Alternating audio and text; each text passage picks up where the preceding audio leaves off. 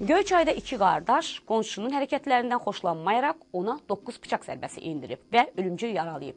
Polis tərəfindən tutulan rayonun Türkmənkənd sakini olan 20 və 25 yaşlı dırnaqarası qəhrəmanları dəmir barmaqlıqla gözləyir.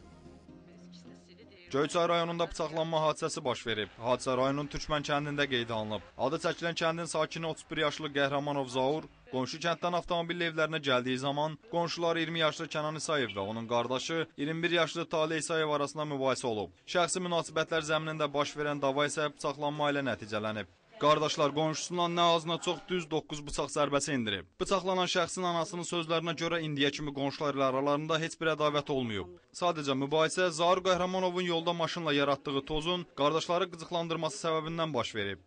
Oturmuşum evdə, bir də gördüm ki, uşaqlar çağırdı ki, ana, atamızı öldürdülər. Getdim gördüm ki, uşağı alıblar altına bıçaqlayırlar, öldürürlər. Mən də gördüm, tutdum, dartdım bayına, qayıtdı, üstəlik bir də daşı mənə vurdular.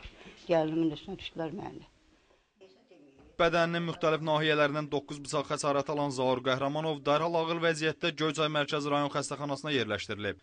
Yaralı özü də hadisənin anidən baş verdiyini və aralarında heç bir şəxsə ədavətin olmadığını bildirib. Evimizə tərəf gəlirdim. Gəlib maşın sağlamışam, elə o momentdə. Onlar gəliblər. Qapıdan çayı maşını salıb, qapını da alan bağlayanda gəlib. Xeyr.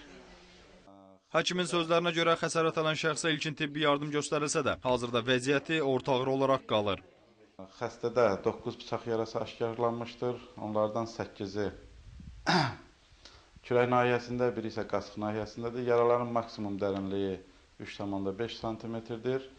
Xəstəyə ilkin tibbi yardım göstərilmiş, yaralar ilkin cərrahi işlənmişdir. Hal-hazırda xəstənin vəziyyəti orta ağır qiymətləndirir. Qeyd edək ki, cinayəti törədən qardaşlar saxlanılıb və faktla bağlı Göyçay rayon polis şöbəsi tərəfindən cinayət işi açılıb. Əlavə istintaq tədbirləri aparılır. Kamil Balakişiyev, Samir Göyçaylı, LTV Göyçay.